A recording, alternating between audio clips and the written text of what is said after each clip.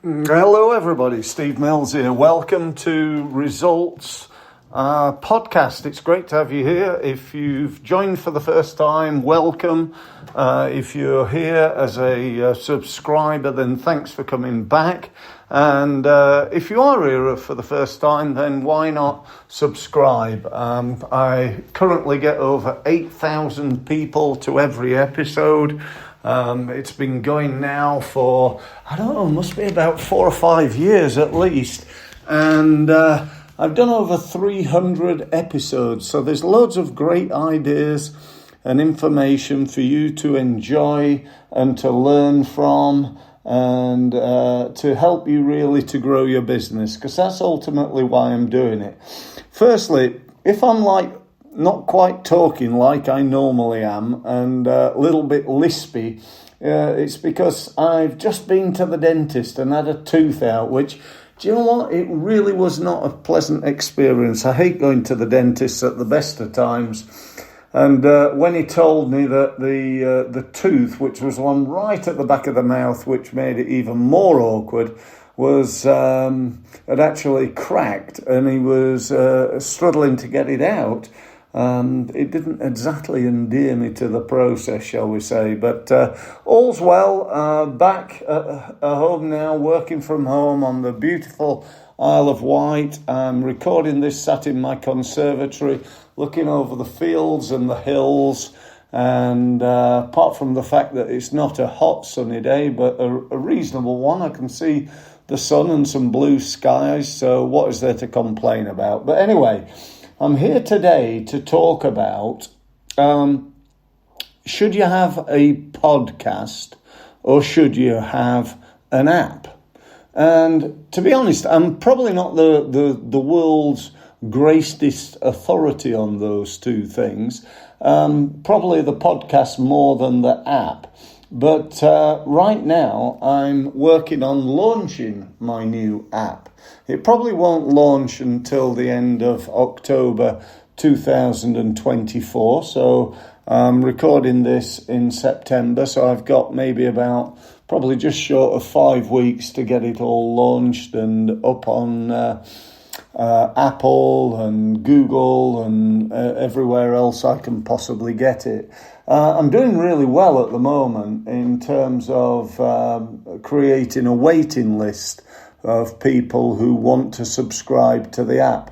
I've got, I think it's just short of 1,000 people now, but I'm hoping to get about 4,000 or 5,000. So anybody listening to this who would like to subscribe to my or download the app, probably the best thing is just to email me at the moment, because it's not live. I can't say go here or go and find it on Apple or anything like that. So just drop me an email to steve@steve-mills.com. I'll add you to the waiting list, and as soon as it does go live, I'll be sure to send you a message letting you know it's going live.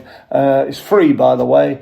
It's all part of my commitment that I've had now for 29 years to help businesses to become more effective, more successful, more profitable, and really to help people to do exactly the same. So back to my question, is it better to have a podcast or to have an app? As I say, I don't really know yet. What I do believe, though, is this, and I think this is going to be of value to you. One of the biggest problems that we've all got in small business, unless you're like Apple or Vodafone or, Nike or whatever, else you can think of in terms of big well-known companies. Our biggest problem from a sales and marketing point of view is the word obscurity. Nobody knows us. If a lot of people knew us, we wouldn't have a problem. I'm launching my app now in a couple of months. If I was Tony Robbins, right? If you don't know Tony, he's probably the highest paid consultant in the world. I believe his turnover is somewhere around about 7 billion with a B. So he's a little bit more than me, and I say that very tongue-in-cheek. Tony's hugely successful. If he launched an app, he'd probably instantly within, I don't know, I'm guessing here, I don't actually know, but I reckon within a year he'd probably have over 1 million subscribers, possibly many millions. The first time I ever went to one of his seminars, he had 12,000 people there paying him £500 each for the privilege of being with him. And I've got to say, go and have a look at his stuff. Go and look at him on YouTube. Go to one of his events. It would be even better. He runs something called Unleash the Power Within, which I really, really endorse. I think it's brilliant. I've actually been about 4 times. Not necessarily because I wanted to go 4 times, but more because I kept recommending it to people, and they said, "Well, if you go along as well, Steve, I'll go. I'll go if you're coming with me." And so I went again, and I think the reason is that they wanted me to go was because of the firewalk. They do a firewalk as part of it. So I've done 4 firewalks now, and it's an amazing feeling actually, where you're stood there, and people have just been going one after the other, and I'm like 150th in the list, and nobody's been burnt. They've all been fine. But when you stand at the end of that fire and you can feel the heat coming up onto your face, and you can look down and you can see those red hot burning cinders, and you can see the person at the other end of there telling you to go, and taking that first step is really, really not easy. The second one is really easy. Once you've taken one step, you definitely don't want to stand there. You want to take the next step, and then the one after, then the one after, then the one after. And that's really, I think, a metaphor that Tony uses for growing your business. If you want to get an app, you got to take that first step and launch it, and then you got to go.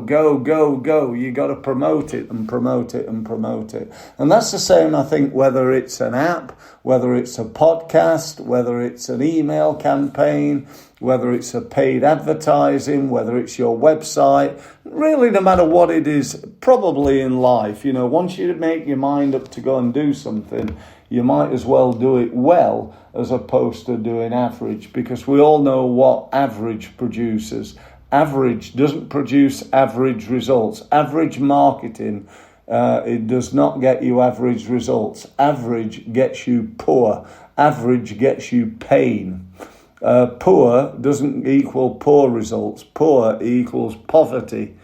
Okay? It's only when you get to a level that is known as outstanding, when you stand out, that's where all the rewards are, and that's what you need to do in terms of your podcast, and that's what you need to do in terms of your app.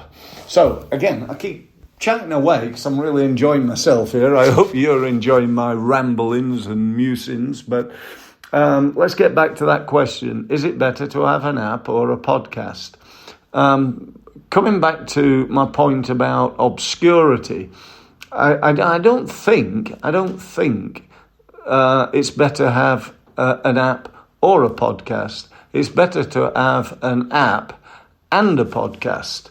If you've got both, there'll be some people will listen to you on the app.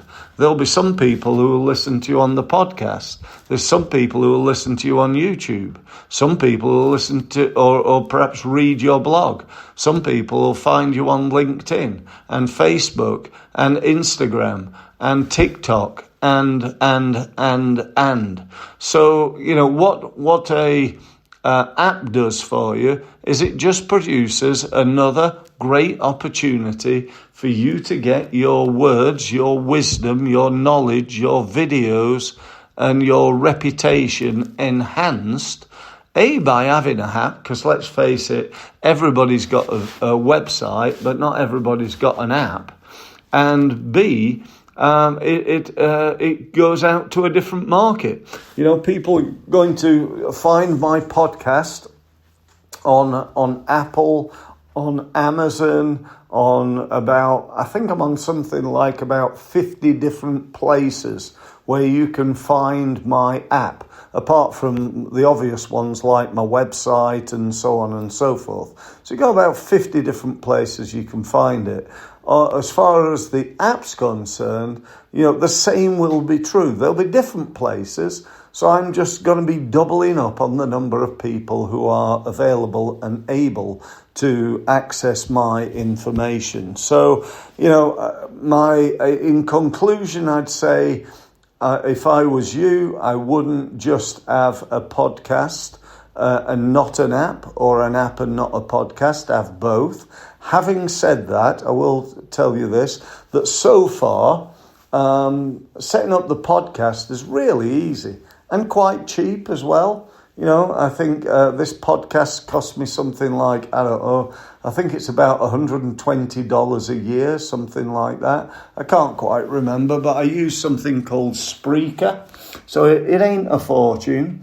Whereas the app's a little bit more. That's about, I think it's $100 a month to have and to launch the app. But that's not a lot, actually, when compared with, a few years ago when people were being charged, £5,000, £10,000, £15,000 to develop a app. Now I can just pay a monthly fee and get my app online and on all the successful media outlets that it should be, including Amazon and Google and iTunes and Apple, and so on and so forth. So I can get my app all over the place and start growing that world of people that know me. And I strongly encourage you to do the same. So if you need any more help from me, I'm always available. You probably know I spend my life helping small businesses to become more successful. I've been doing it for 29 years. I've helped thousands of businesses in hundreds of industries to make more money. That's the objective of marketing. That's the objective of sales. And if you think about it, that's the objective of business, to make a profit. The old saying that income is vanity, profit is sanity, is very, very, very true. And there are only two ways of making more profit. One is to reduce sales, and the other is to increase sale. One is to reduce costs, not sale. Don't reduce sales. I got that the wrong way around, I think. One is to reduce costs, and the other is to increase sales, not reduce them. Okay, so increase sales. And there's only three ways of increasing sales, by the way. One is to get more customers. Two is to increase the average transaction value. And three is to increase the frequency of repurchase. So from a supermarket metaphor, you got to get more people in the door. You got to get them to fill their baskets with more products or services in this case, and or more expensive ones. And then you've got to get them to come back and buy from you again and again and again, rather than any other supermarket. So they're the three ways. You might want to think about that in terms of what are you doing to market your business? Are you putting all your time, money and effort into getting new customers, like 99% of businesses do? Or are you putting all your effort into the easiest two ways, and that is to increase the amount of money that each customer spends each time they buy from you, and to increase the frequency of repurchase so they buy from you again and again and again? That's it for today. Thank you very much for listening, and I look forward to speaking to you again on the podcast, but also getting your email to get you signed up for my new app so you can be a founder member. How about that? A founder member of Results. That's it. Don't forget that email, steve@steve-mills.com. Thanks for listening.